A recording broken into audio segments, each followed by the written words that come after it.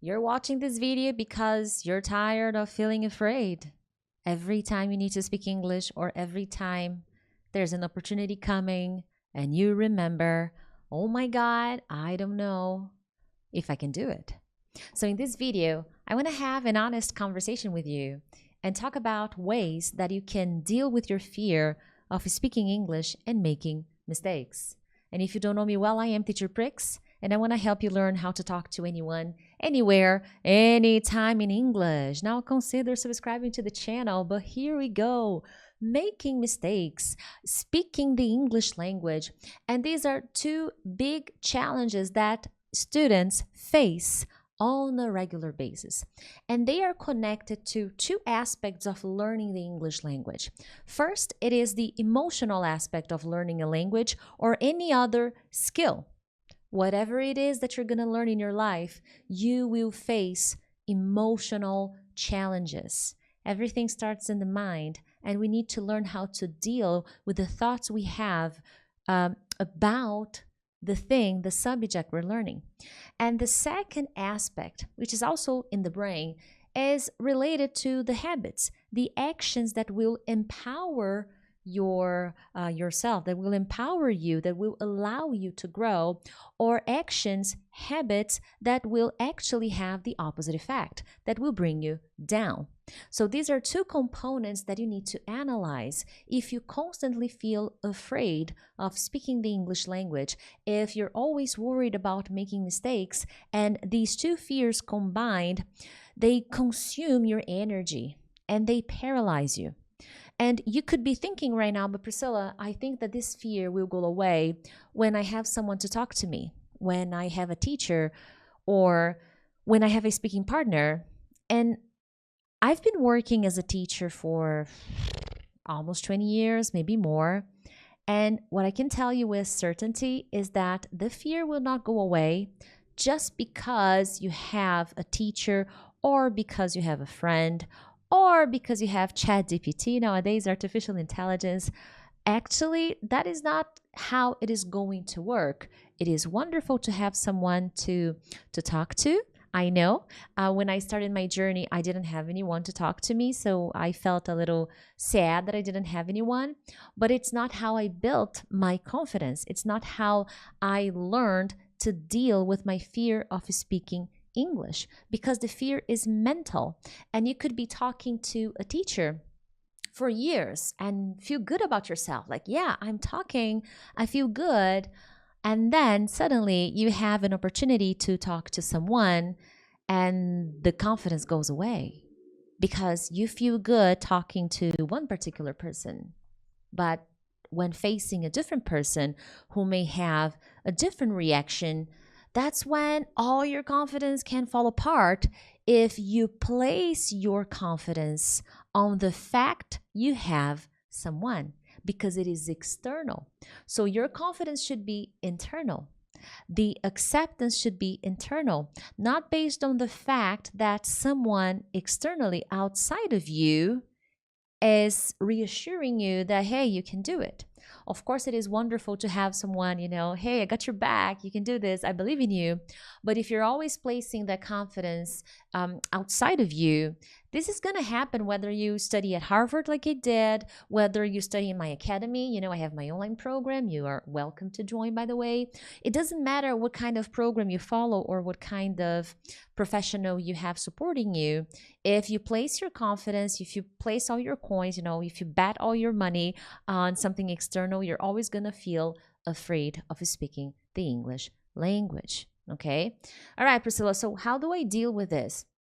One thing that I teach in neurolinguistic programming, I am a master practitioner of NLP, is that language, when I say neurolinguistic programming, I'm talking about the constant use of words, the words we constantly use in our minds or when we're talking to other people about ourselves.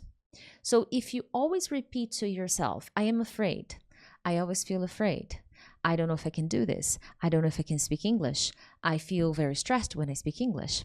What are you doing unconsciously?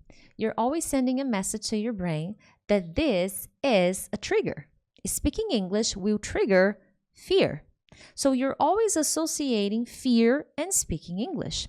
You're not associating speaking English with something that will bring you pleasure, that will bring you a positive experience, that will bring you an opportunity. See the connection? So it starts in the mind. Of course, you have to study, and I will get to that point, because dealing with fear is also connected to what to do when you're not talking to people, when you're preparing yourself.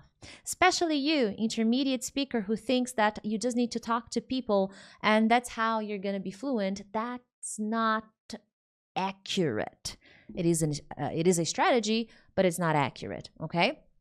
So what I am telling myself in my mind all the time, every time I sit down to study English, or when someone asks me, hey, can you speak English? I don't know. I feel so stressed. I don't understand anything. My mind just goes blank. You're always programming. And I'm not trying to imply that the next time you feel nervous, you simply lie to yourself. Like, oh, no, I feel great. I feel good. But then you're shaking. Like, oh, that's not the point. What I'm trying to say is be gentler with your choice of words when you're describing yourself, when you're describing your ability to learn, when you're describing the experience. Oh, it was just terrible. Oh my God, you just spoke in a second language with a complete stranger.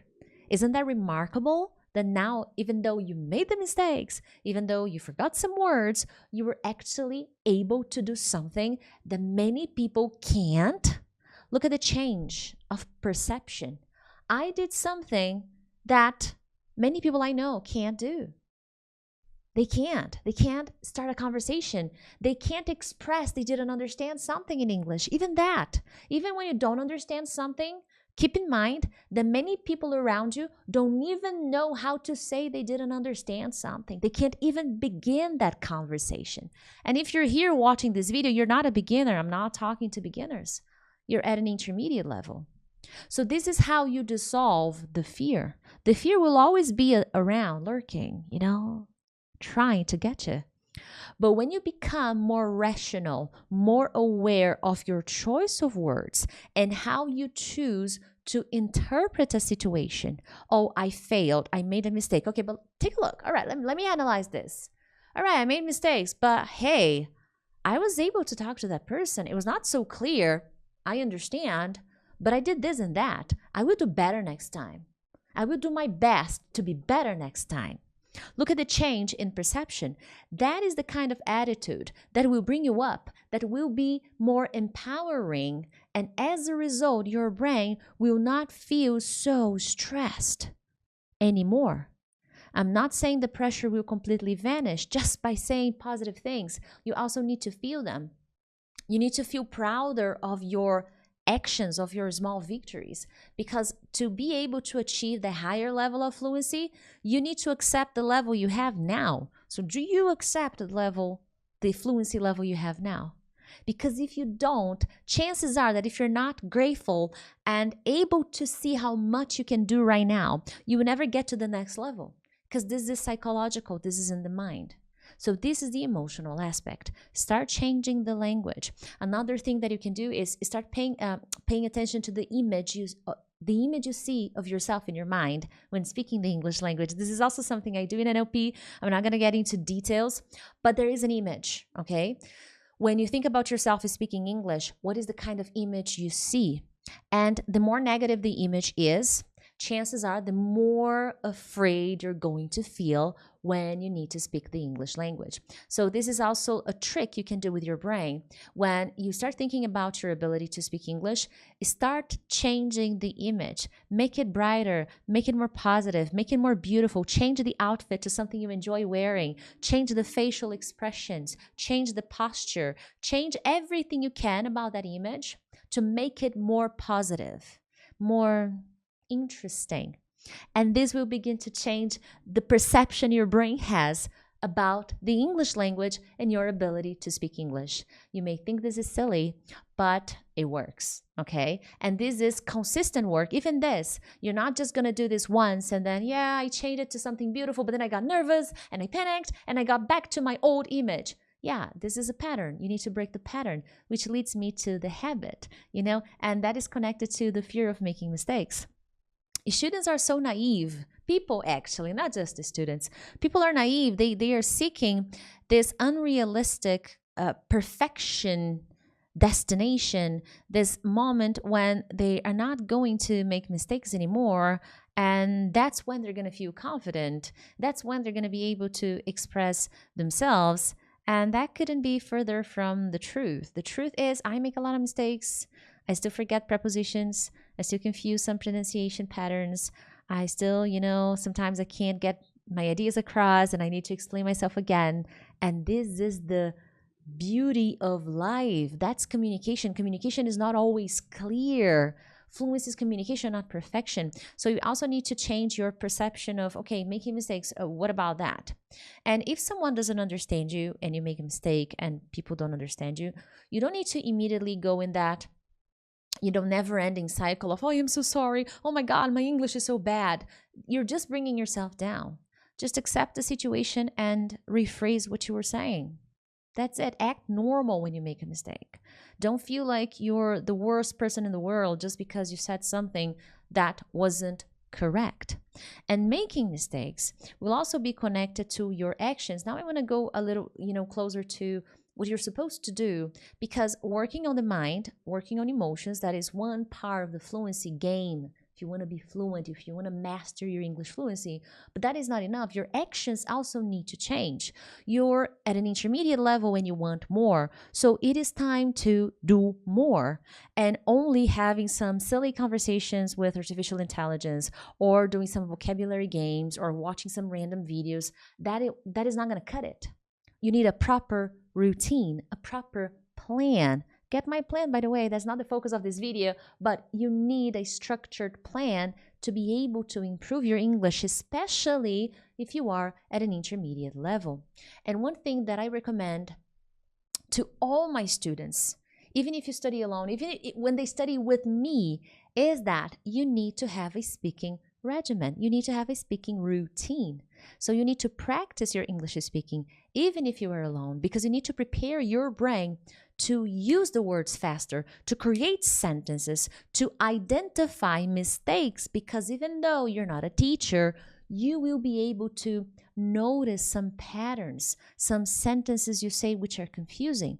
And you will only be able to do that provided that you practice, provided that you follow a specific study routine that will combine all the English skills. One thing that I do when I am studying English, when I study by myself, is I prepare my routine for the week and I follow my study plan cycle idea. And based on that, I do my speaking sessions, my speaking exercises. And after I record my voice, I listen to my audio file. I transcribe the file, or I use a transcribing website, and then I begin to notice my patterns, the words I chose the most, the sentences that were a little confusing, the parts I paused, the moments I hesitated, the moments when I didn't know how to say something. Typically when I am recording myself and I don't know how to say something, I say it. Oh, Priscilla, you don't know how to say this word, so let me explain. And then later on, I want to know what the word is. So I record myself saying that, so that when I listen, I remember, oh, okay, so I didn't know how to say that word. All right, now let me find the word.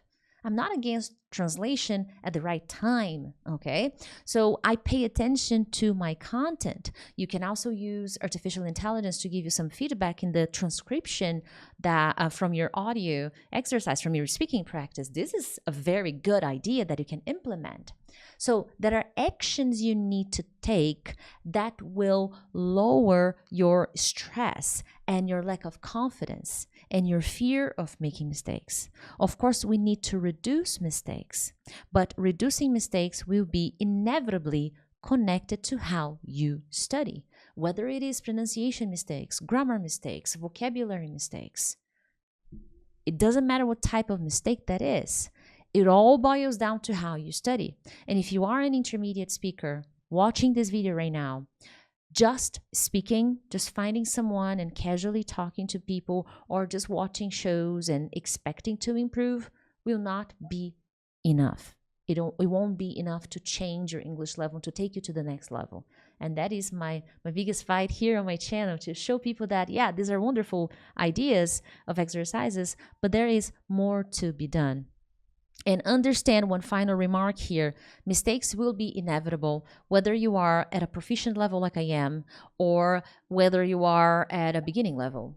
You just need to learn how to deal with the mistakes and the consequences of the mistakes. The mistakes are a sign. They just show you, they are a symptom. They show you what you need to work on. Start paying attention to your mistakes and see them as an opportunity to grow. That's what I wanted to see in this lesson. I hope you enjoyed it. Bye.